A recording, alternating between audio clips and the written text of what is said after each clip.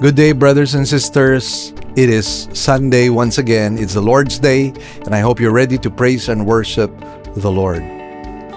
Nowadays, there are so many things that are very unsettling. Well, of course, we have heard about the war in Russia and Ukraine.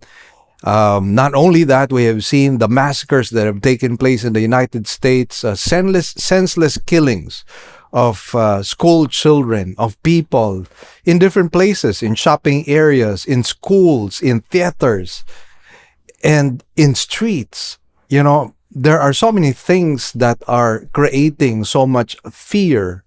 There's the Asian hate that is taking place in the United States and in some other parts of the world. And all these things are very, very unsettling. And then there are rumors of wars. And then there is even talk that there might be another pandemic that might take place. Hopefully that will not happen.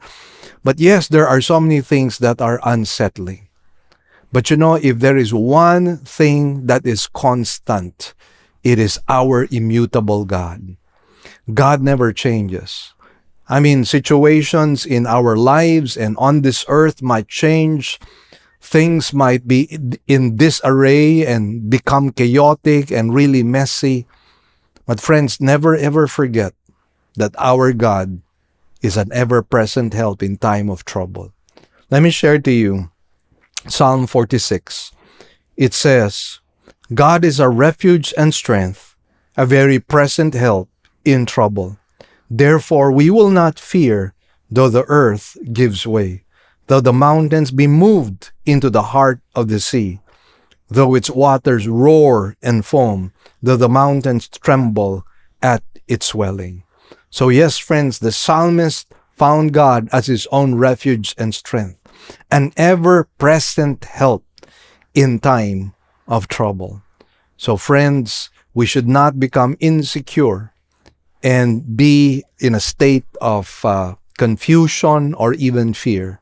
For our God will always be there for us. Let's come before the Lord in worship.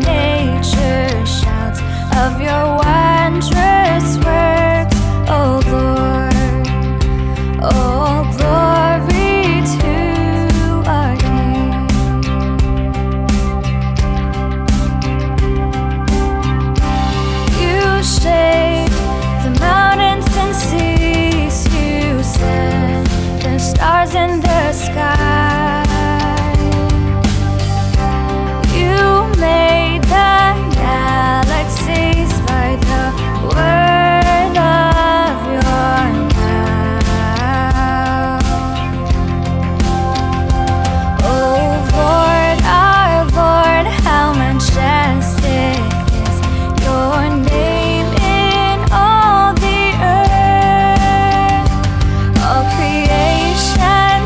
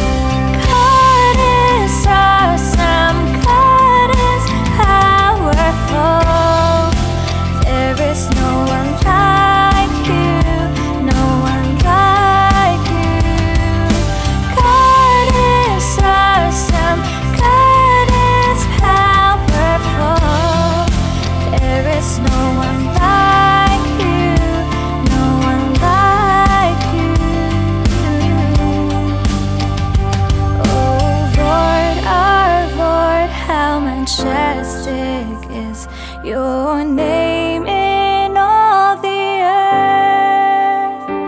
All creation sings, every nature shouts of your wondrous works, O Lord. Oh, glory to our King. Oh, glory to our King.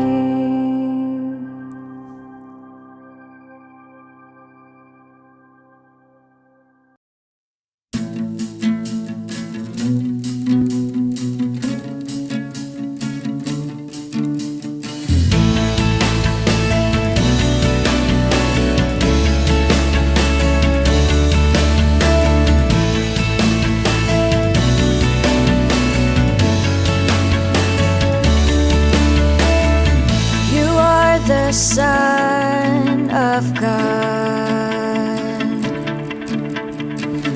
His only begotten One, the Lion of Judah, prophesied Messiah, light of the world, the living Word. You are the Prince of Peace,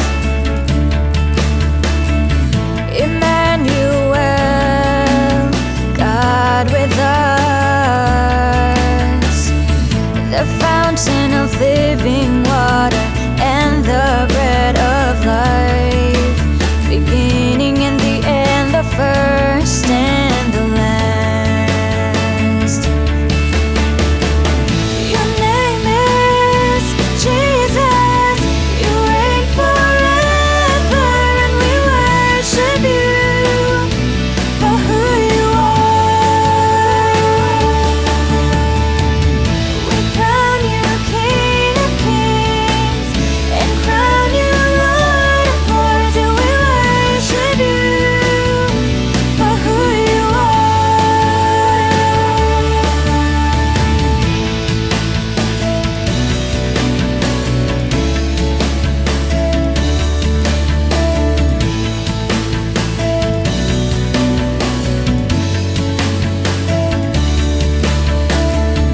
You are the righteous Christ, the perfect sacrifice,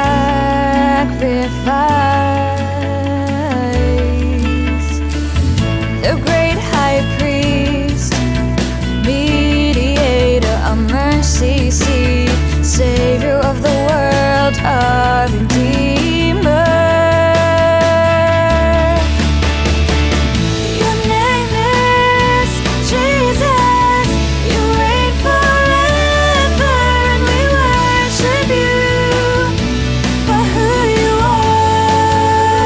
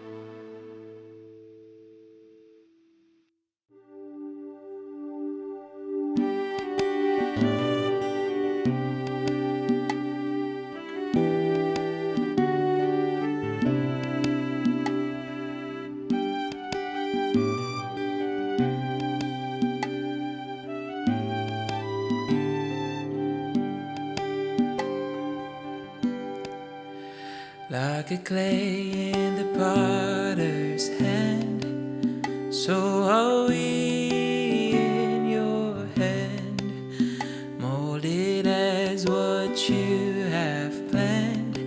You are the potter.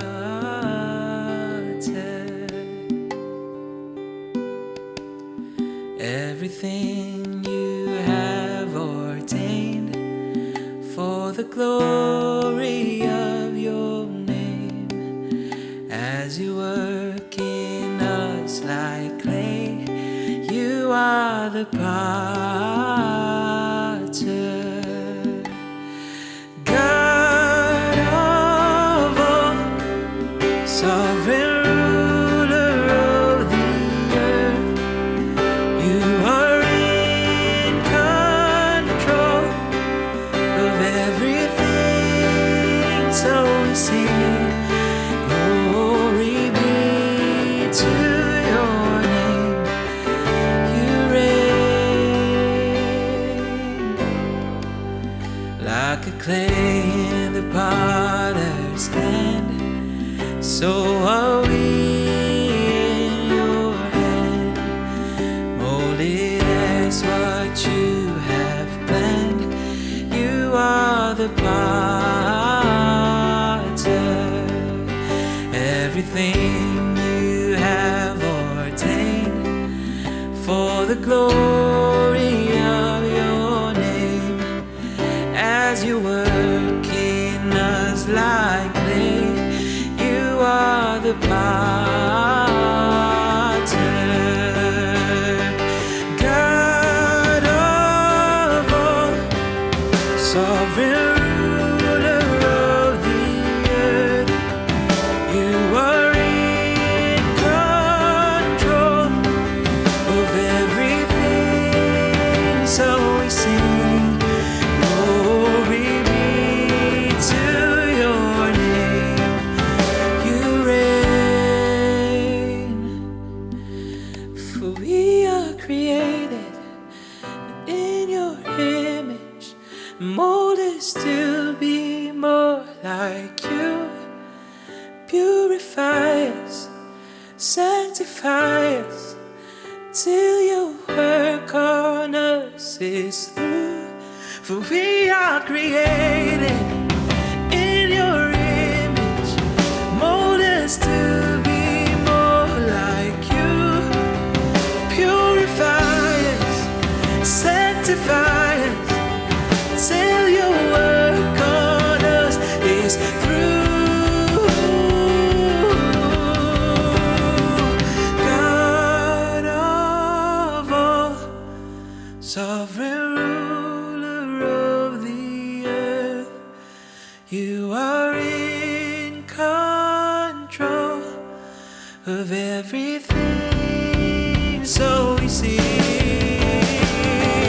God of all, sovereign ruler of the earth, you are in control of everything, so we sing glory be to your name. Glory be to your name. Glory be to your name. You reign.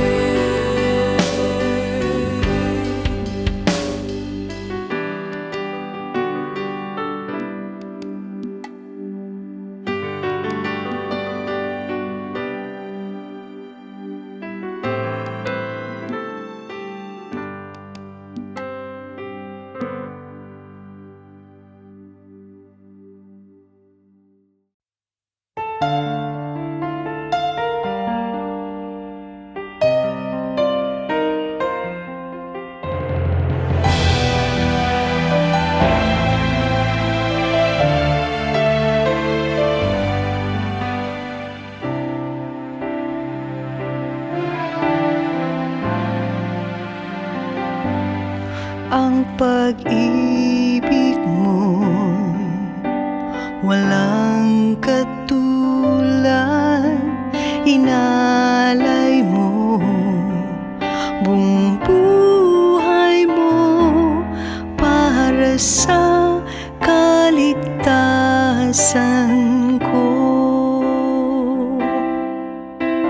Wala nang ibang hihigit pa sa'yo. Wala nang ibang katulad mo. Ikaw lang ang Diyos. Ikaw lang ang Diyos. Sambahin, purihin ka. Sambahin ka, Jesucristo.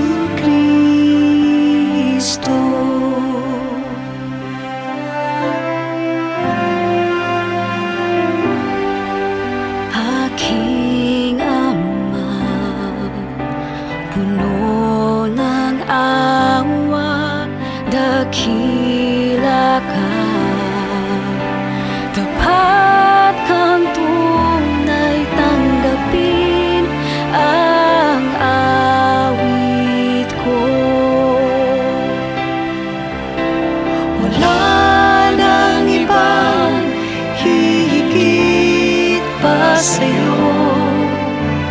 Wala nang ibang katulad mo. Ikaw lang ang Diyos. Ikaw lang ang Diyos. Sambahin, purihin ka. Sambahin ka, Jesucristo.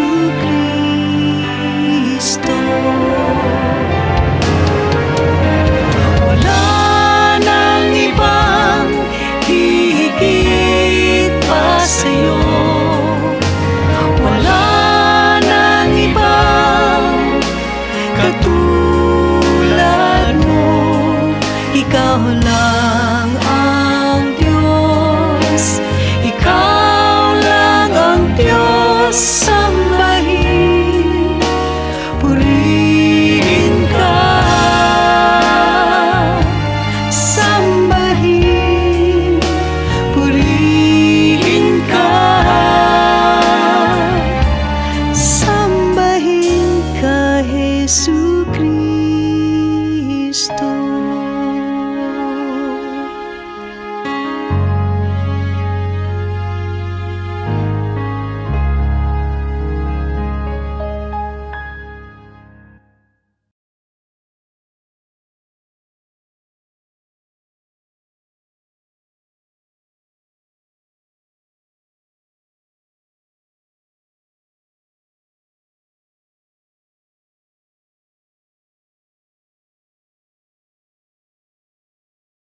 Good day, this is Pastor Mel Caparros of Living Word Christian Churches of Cebu International Incorporated.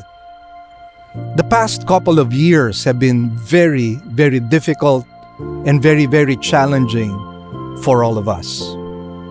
In November of 2019, COVID was discovered and it spread all over the world, killing not only hundreds of thousands, but even millions of people all over the world. This was something that was totally unexpected. This was uncharted territory. And even the churches did not know how to navigate through this very difficult time, as we had several lockdowns. And that included our church as well. So we had to close the doors of our church for services. And what had happened was we started to do virtual services. Well, one of the things that we learned is that the Word of God cannot be quarantined. And we are so thankful to the Lord that during those times we were able to reach as many people as possible, coming from different countries as well. We were so surprised to hear people listening to our videos and audios coming all the way from different parts of the world: New Zealand, Australia, Singapore, Malaysia, Vietnam, and even some parts of Europe and the United States. And so we were very thankful to God. Yet, truth to tell, we were discouraged by the fact that we could not see the people we were ministering to. Just like today, I'm facing a camera, and this is what I faced for several years. It was only recently that we began to open the doors of the church. And then we were able to have face-to-face gatherings, but then we had to follow government protocols. And so we had to space the people from each other. We had to wear our masks. We had to follow all kinds of safety protocols. But we were happy that at last we could still face each other. We could now face each other right now. The problem, however, was we only had limited space because of the safety protocols. The distancing was something that affected us. But then, later on, we were excited because we were about to go upstairs and have a bigger place. Well, this was the place we had about 2 years ago, and we were worshiping here. This could accommodate 2,000 people. And so we were excited that we could finally go up. And then Odette happened. December 2021, this building was struck. Portions of our roof were taken off. The glass was shattered. The building was damaged. Even the multi-purpose hall downstairs was greatly damaged. And so it took us over a year to renovate and repair this place. Well, now you can see the background. We have in fact renovated the stage, and we are excited and ready to receive you once again. We want to be able to worship with you because we miss your faces, we miss your smiles, and we miss the fellowship, the prayers, and the worshiping together, the singing together. And we hope to achieve that this coming February 12. Beginning February 12 and onwards, we will be worshiping again in the sanctuary. God is good and God is sovereign. Indeed, the reality menu contains calamities, difficulties, adversities, and trials. But in all of this, we are more than conquerors through Jesus Christ who loved us. So please join us. We're excited to have you again, worshiping together with us in the main sanctuary. God bless you all. We will wait for you.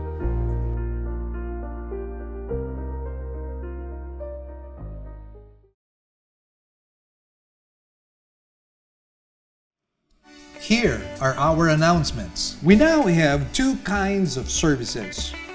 We will still have our virtual services for majority of our members through our Facebook page, Living Word Christian Churches of Cebu, International Incorporated, and our website, www.livingword.ph, and our YouTube channel to view our services. We enjoin you to watch the coverage of our service every Sunday at 9 o'clock in the morning. In 2023, join us as we visit the 7 churches that were stated in the book of Revelation. The tour will commence on May 20 to 30, 2023. For more inquiries, please contact 0922-333-3990 for more information. And our Israel tour is finally back. On November 17 to 28, 2023, we would like to invite you to join us as we embark on a historical and spiritual journey and see the places in the Bible. For more inquiries, please contact 0922-333-3990 for more information. Great news, everyone. We already have 3 weekend services. Every Saturday at 9 a.m. for the Cebuano service, and 2 services on Sundays at 9 a.m. and 4 p.m. for the English services.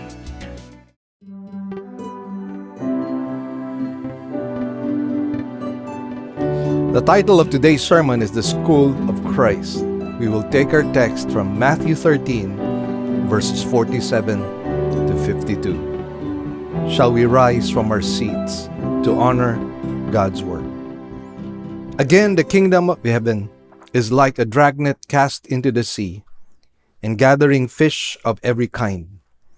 And when it was filled, they drew it up on the beach, and they sat down and gathered the good fish into containers, but the bad they threw away.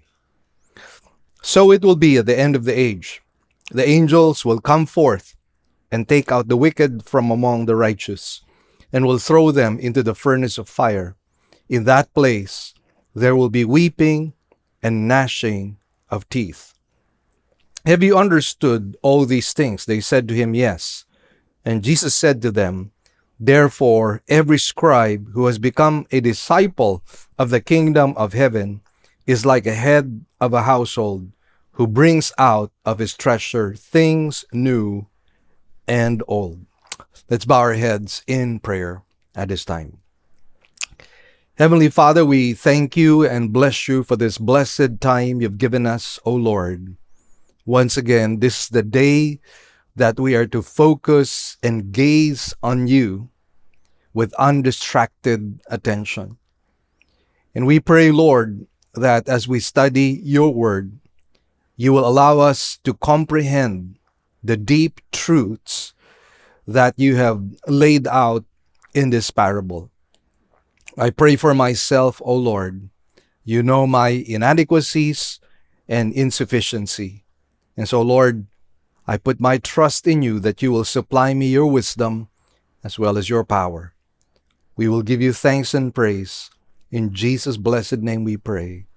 Amen and amen.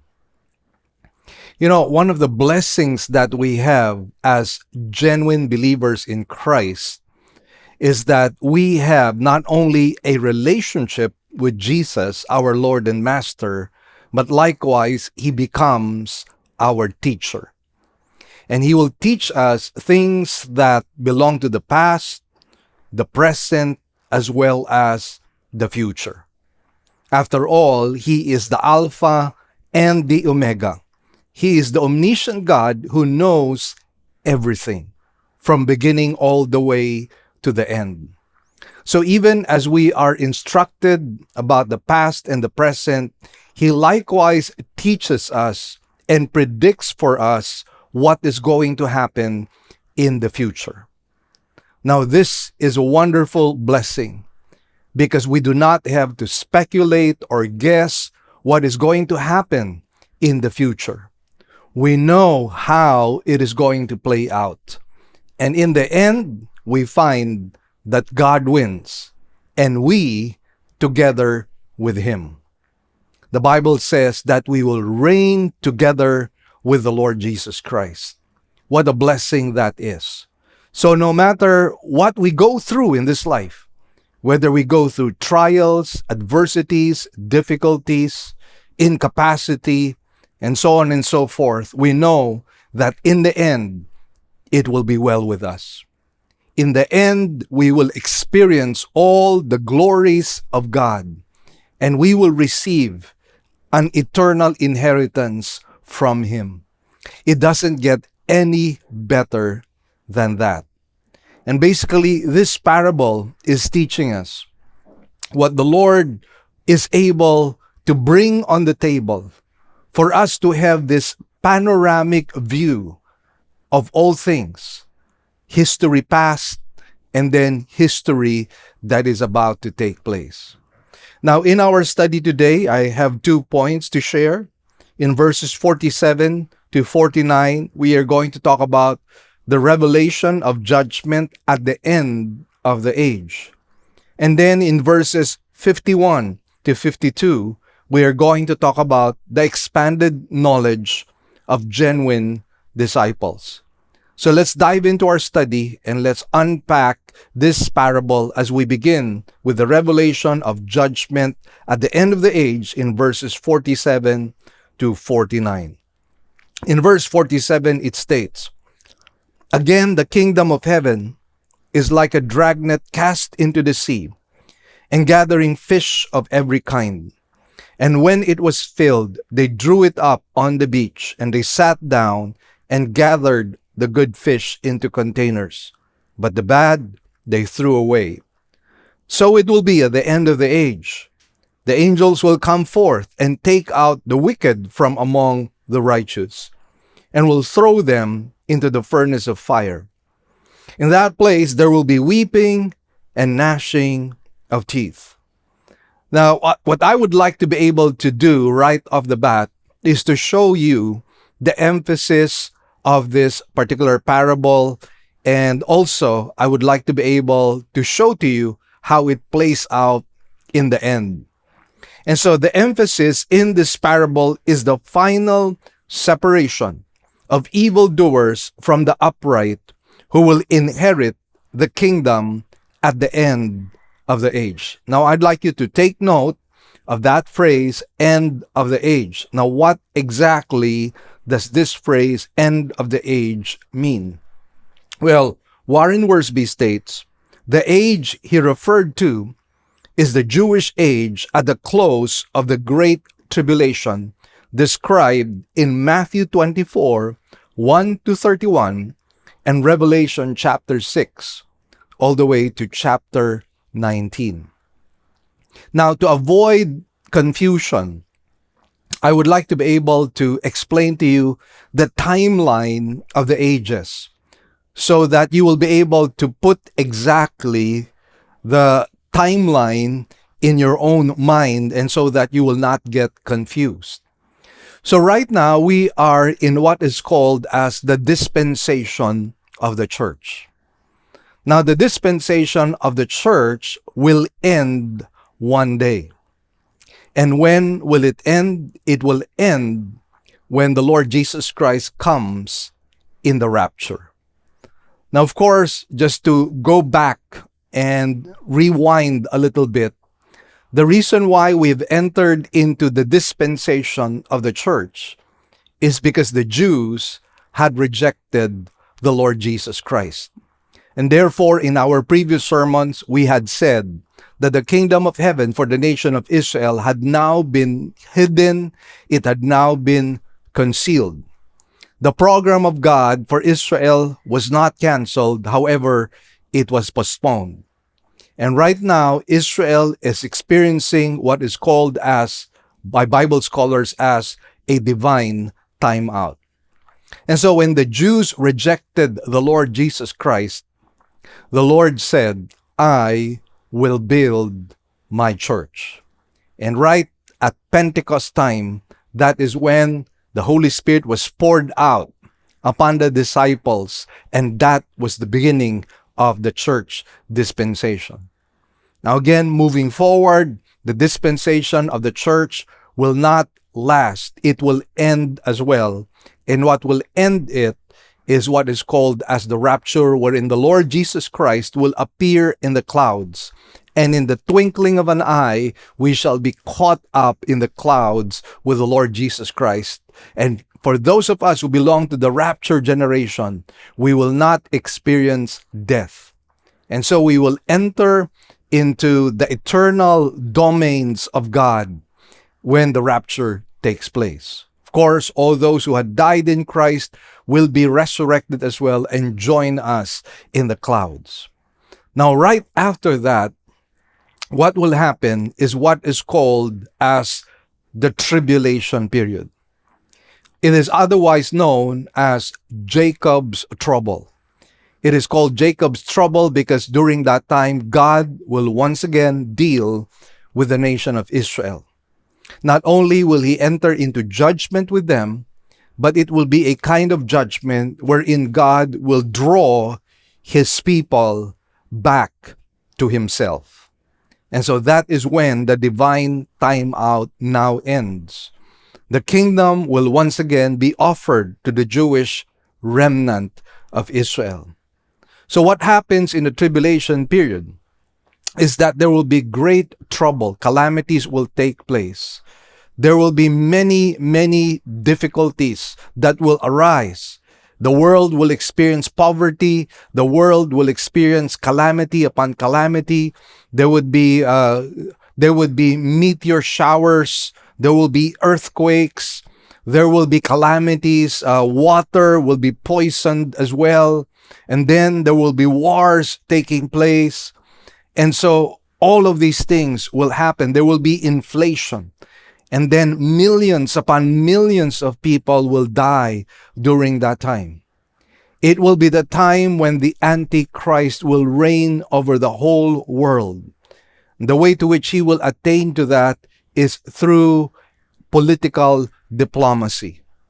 Now, he will have a right-hand person who is called the false prophet, and the false prophet will be the one to promote the Antichrist.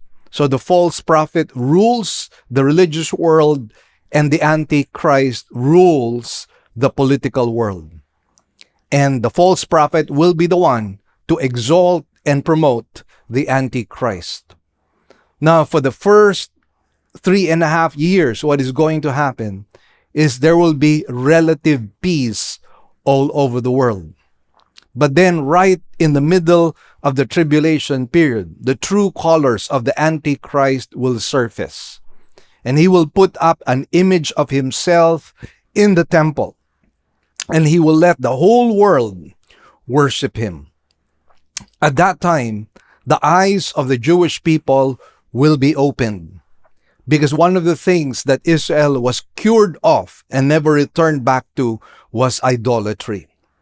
When they came back to Israel or to the land of Palestine, they were cured of idolatry. And so when the Antichrist will force the people to worship his own idol, the eyes of the Jewish people will be opened.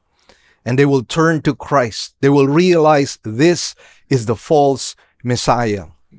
And what is going to happen is that they will turn to Christ. 144,000 Jewish people will become evangelists. And they will spread the gospel all over the world.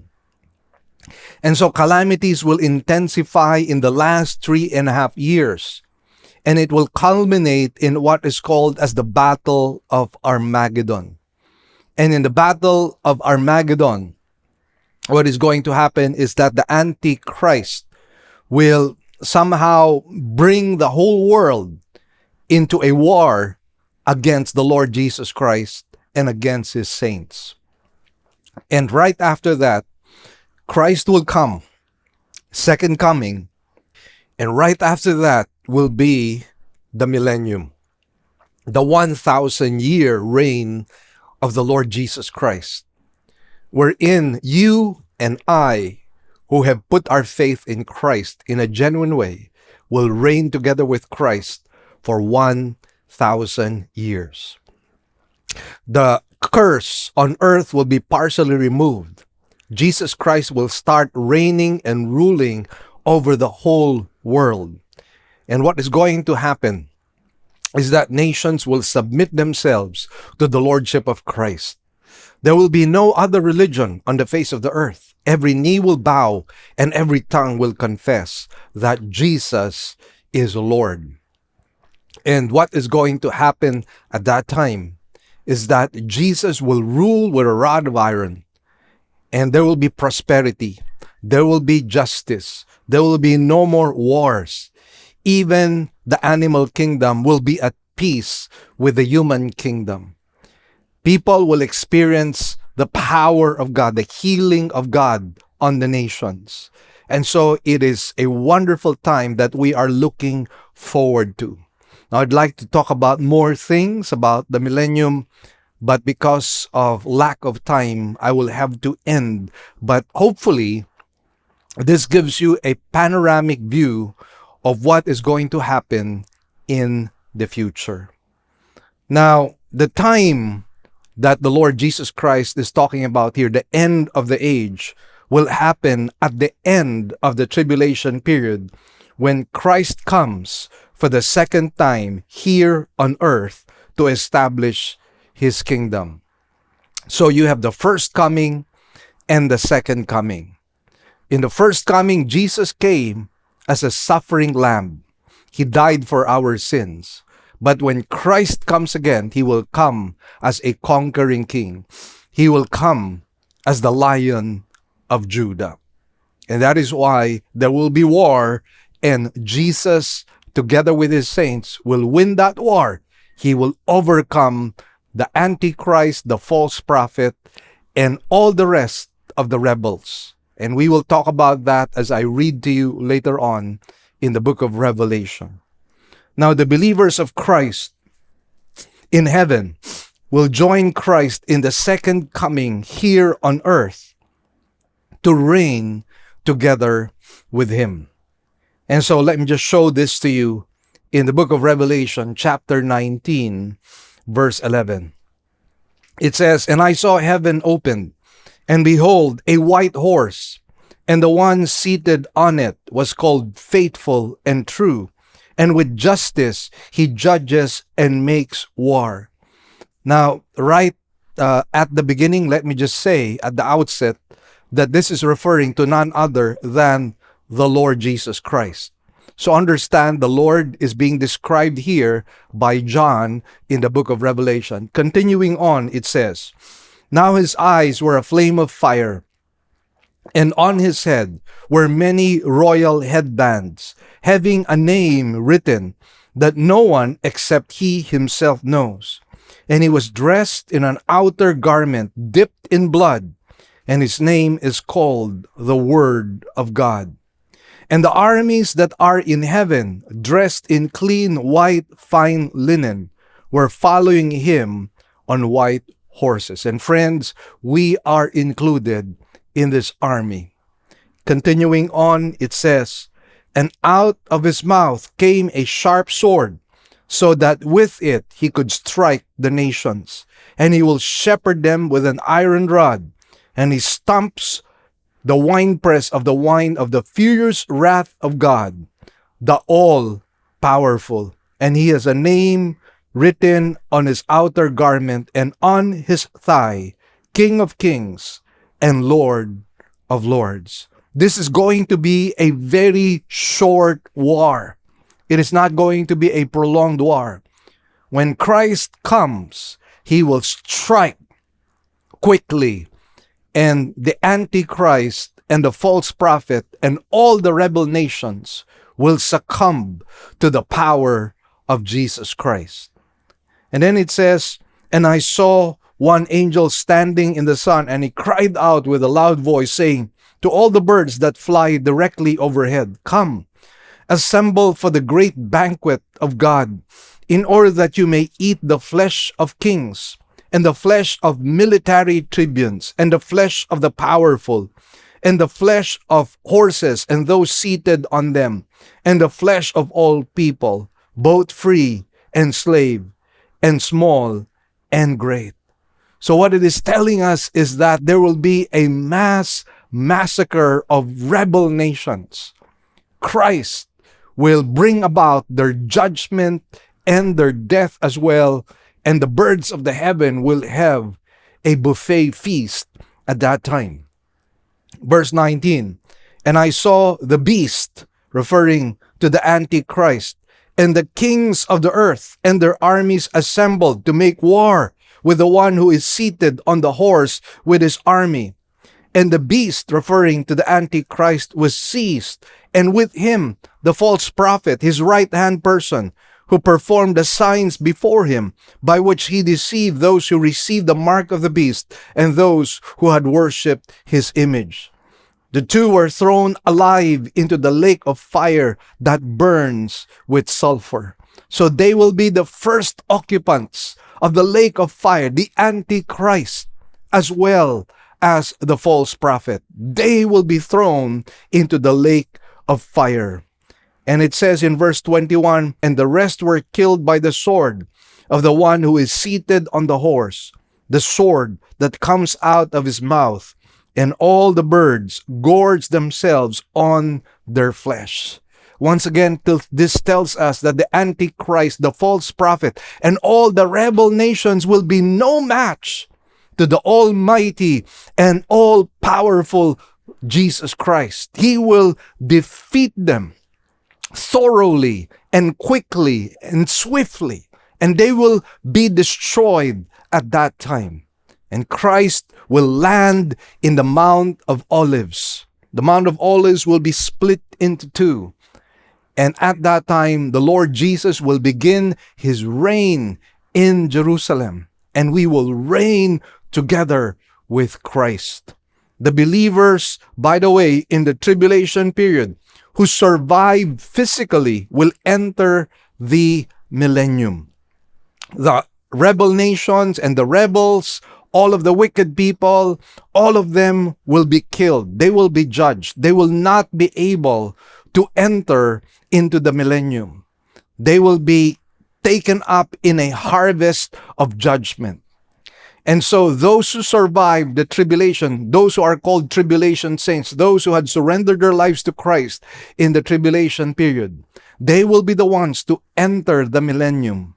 And they will repopulate earth once again, just like in the days of Noah. And once again, there is so much to tackle and talk about when we talk about the millennium. But then again, that would be a subject matter that would require a number of hours, even a whole day or maybe even 2 days, just to give you a summary of all the things that will happen in the millennium. The whole point, however, is this: the Lord will reign. The Lord's Prayer will finally be fulfilled literally. Our Father, who art in heaven, hallowed be thy name. Thy kingdom come. Thy will be done where? On earth as it is in heaven.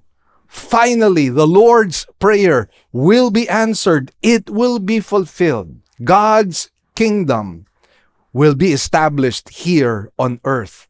And it will be a righteous kingdom.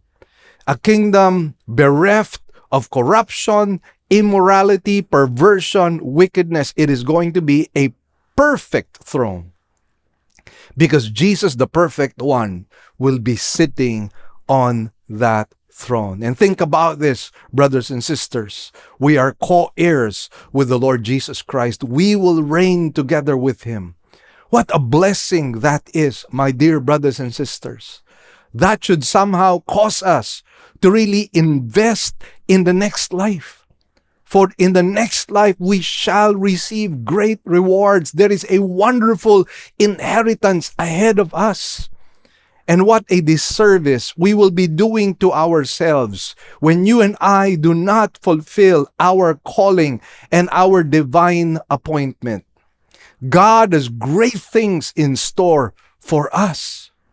And let us prove ourselves worthy of our calling, dear brothers and sisters.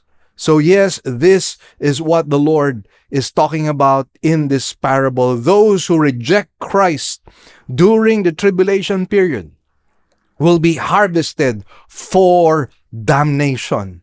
And the ultimate destiny of these people is the lake of fire. Whereas in our case, our ultimate destiny is glory. Glory in the future, which eye has not seen and ear has not heard. It is going to be glorious, dear friends. And that is what awaits us.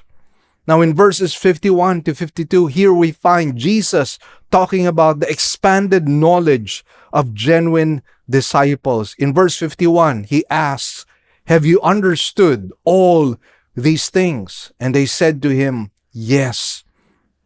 And this tells us only those who are genuinely seeking God and turning to Christ would have the capacity to understand truth, because truth is only illumined by the Spirit for those whose hearts are earnestly and desperately seeking Him. And this is what we have been talking about all along, that if you seek Him with all your heart, you shall find Him.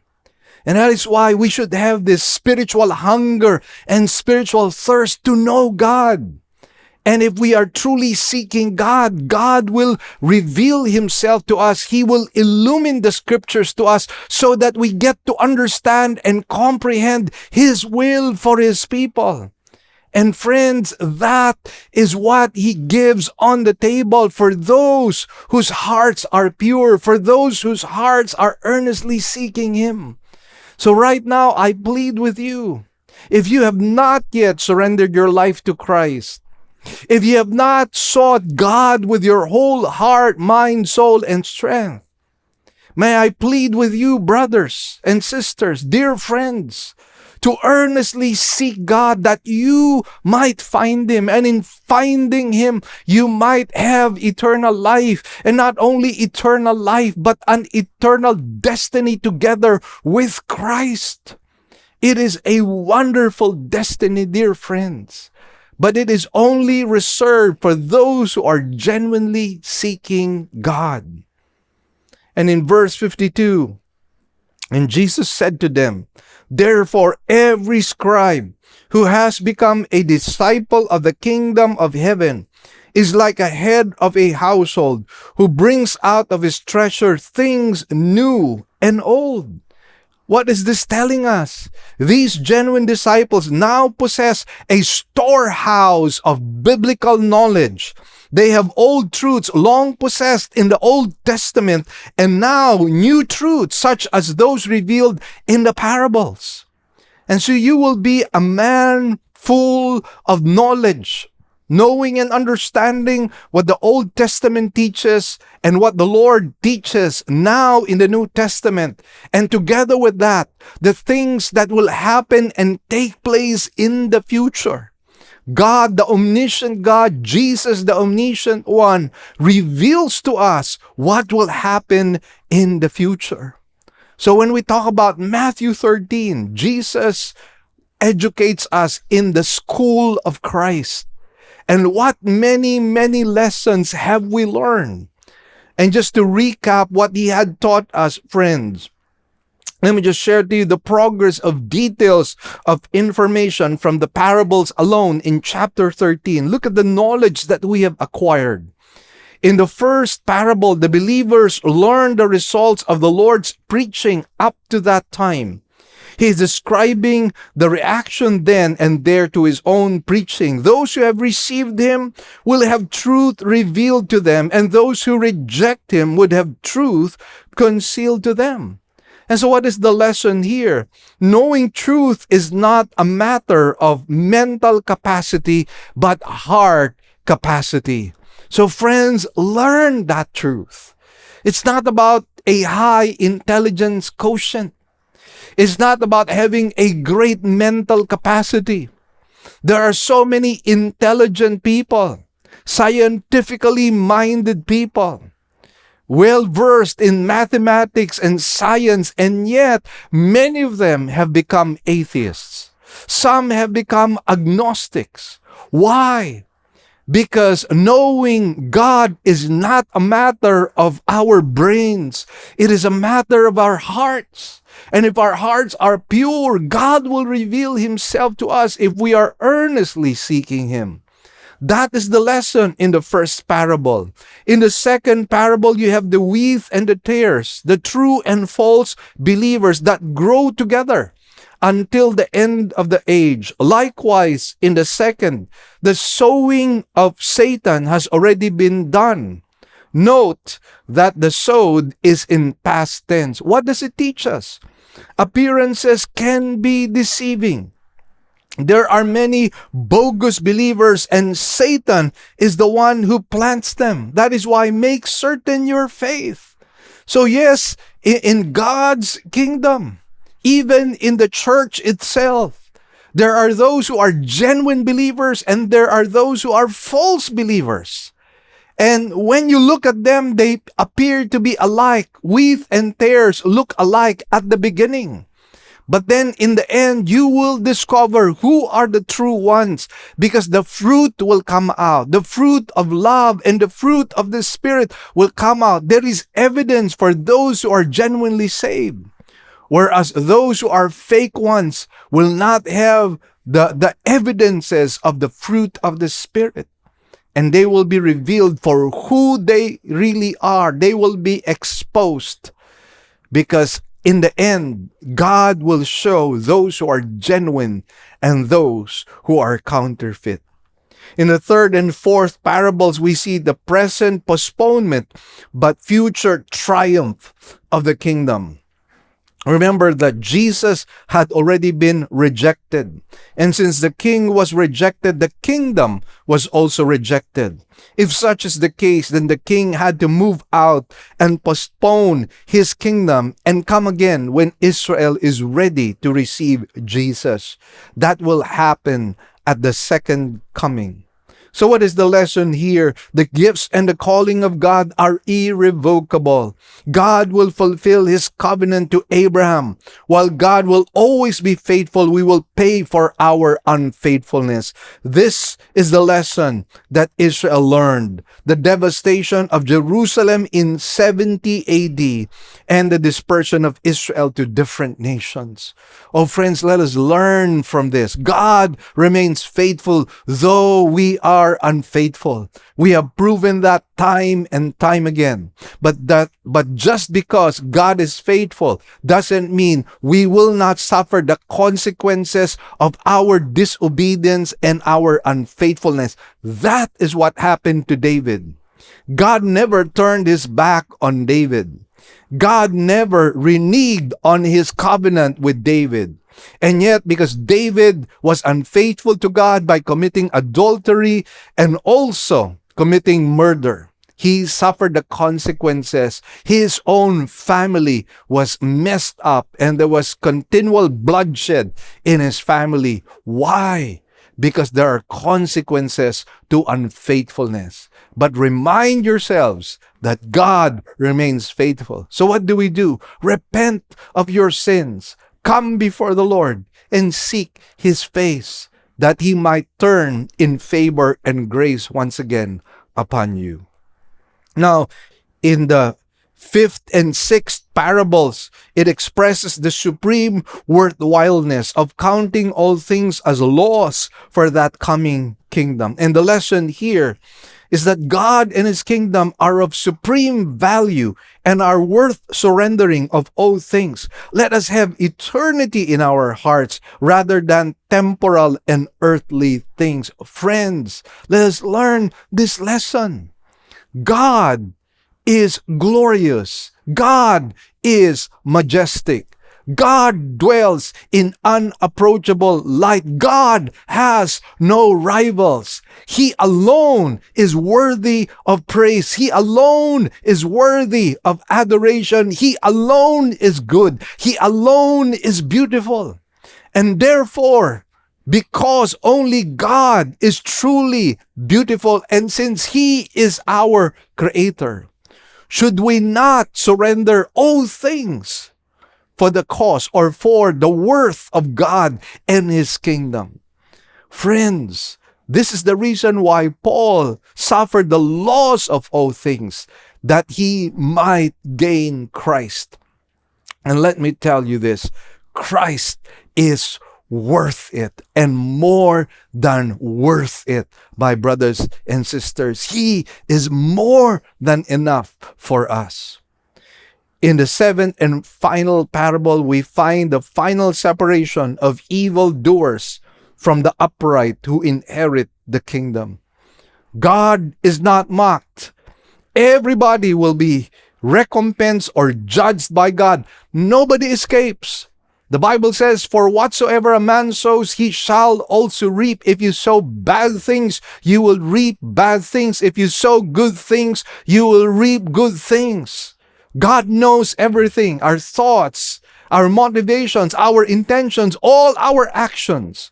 And God is the perfect judge, and he will judge us unless we come to Christ, receive the free gift of eternal life. Let his blood cleanse and wash you from all your sins. Only then will you not pass through judgment, because he paid for all your sins. His atoning grace forgives us of all our iniquities and transgressions. That is the only way to escape the wrath of God.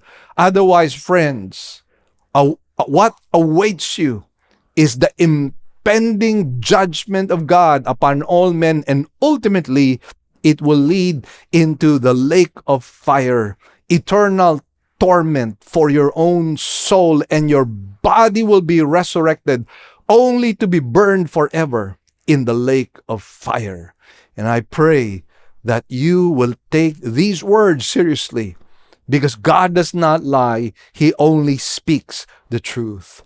And so, yes, friends, in Matthew 13, caused us to be enrolled in the school of Christ, and what lessons we have learned. And as we meditate on the truths that the Lord has spoken to us, we will never ever be shaken. There is nothing that is going to surprise or shock us anymore. Why?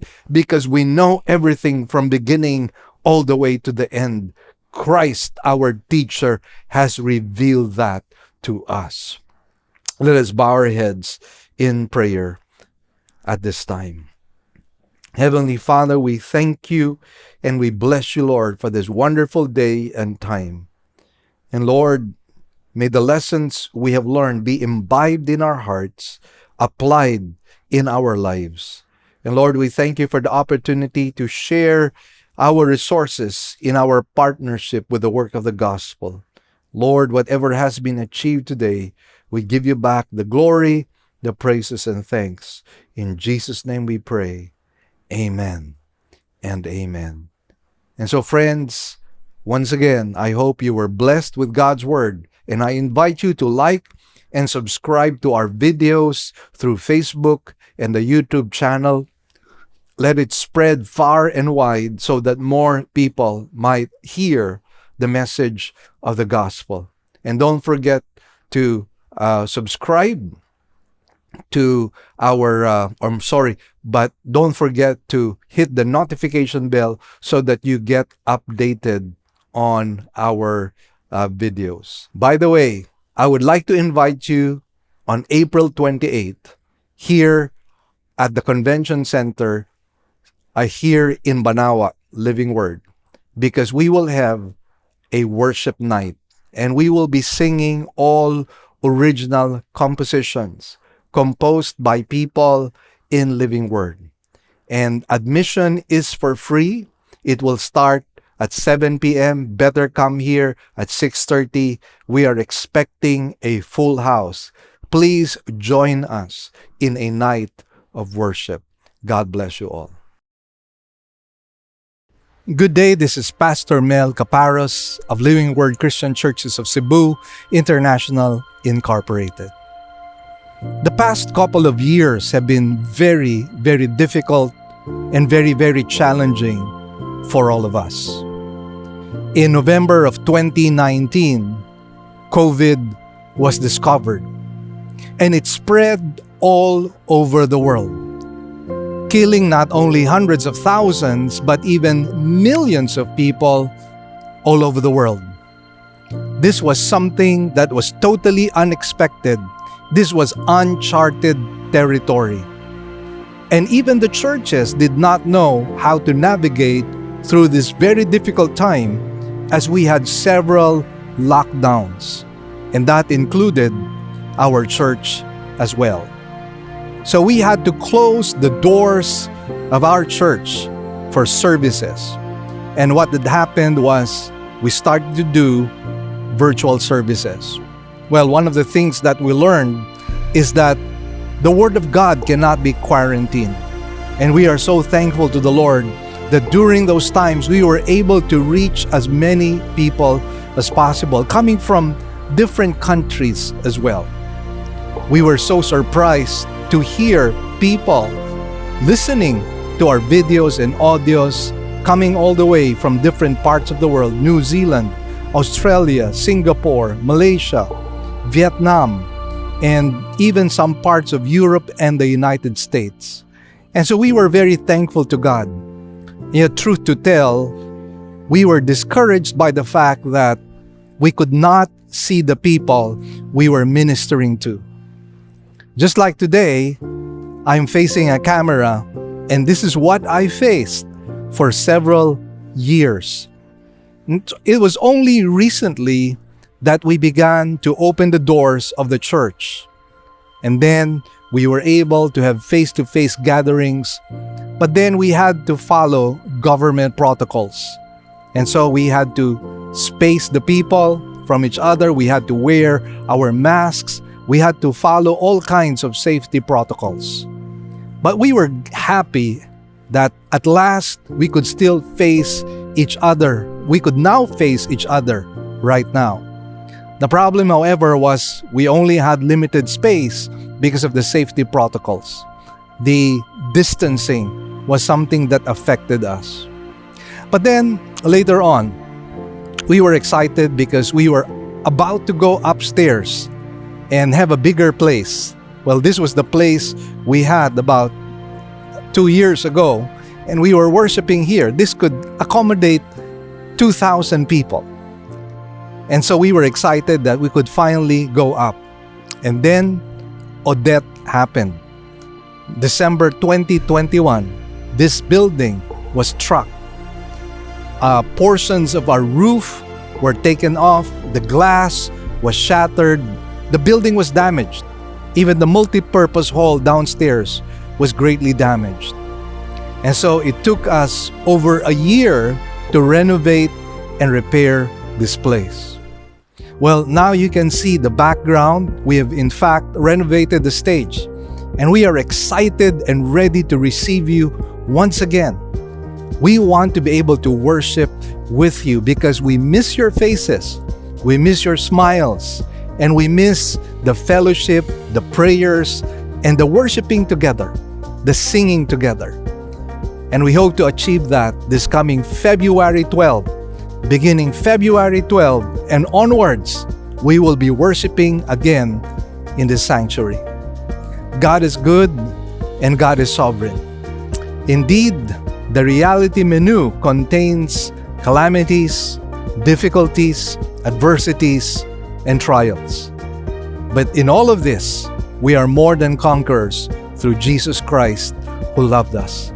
So please join us. We're excited to have you again worshiping together with us in the main sanctuary. God bless you all. We will wait for you.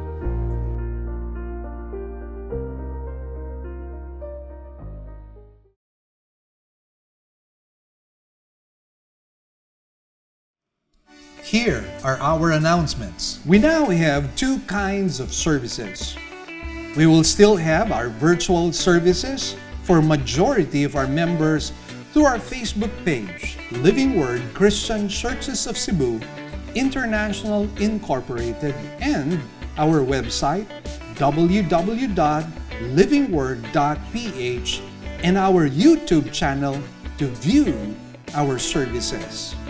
We enjoin you to watch the coverage of our service every Sunday at 9 o'clock in the morning. Good news, brothers and sisters! Our radio program will now be heard nationwide through FEBC radio stations. As an added bonus, all Living Word original songs will likewise be aired as well. So, if you would like to listen to our radio program, we're coming out in the following stations. 702 DZAS AM, broadcasting from Pasig every Sunday, 11 a.m. to 11:30 in the morning. We're also coming out from 104.3 DWAY FM from Legazpi.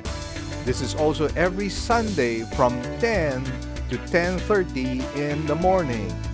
And for those of you in Tacloban, we're coming out from 97.5 DYFE FM every Monday from 11:30 in the morning to 12 p.m. For those of you in Zamboanga, we are coming out from our station in 1116 DXAS AM every Sunday from 11:30 to 12 p.m. Also, for those of you in Davao, we're coming out from 1197 DXFE AM every Sunday from 2 o'clock in the afternoon to 2:30 p.m. For those of you in Coronadal, we're also coming out from station 1062 DXKI AM every Saturday from 8 to 8:30 p.m. And for those of you in Cagayan de Oro, we're coming out from 103.3 DXJL FM every Sunday from 8 to 8:30 p.m. And for those of you from Metro Cebu, we're coming out from 98.7 DYFR FM every Saturday and Sunday from 8 to 9 p.m. Please tell your friends about this and tune in to our radio program. Let us pray that God might use this radio program to become a blessing to as many people as possible. God bless you all. Great news, everyone. We already have 3 weekend services. Every Saturday at 9 a.m. for the Cebuano service and 2 services on Sundays at 9 a.m. and 4 p.m. for the English services. We'd also like to thank our partners, our members who have been consistently giving to partner with us in the work of the Lord. We'd like to share our giving channels to those who would like to partner with us in the work of the Lord. You can deposit your love offerings to the following banks. Banco de Oro. Account name is LWCCCII. The account number is 001-000-60800. We also have a BPI account. Account name is Living Word Christian Ministries, Cebu Incorporated. Account number is 1021023481. Finally, we have RCBC. Account name is LWCCCII. Account number is 14520052886. To give via GCash, just follow these simple steps. From your GCash app, click Bank Transfer. In Bank Transfer, click the BDO icon under Select Partner Banks. Enter the amount. Enter the name LWCCCII and account number 001-000-60800 and send the receipt to office@livingword.ph. Then click Send Money. You may also send your love offerings and donations online through our website. Go to www.livingword.ph and click Give, and then a dialog box comes out of it. Kindly click on your giving preferences. Thank you, and God bless.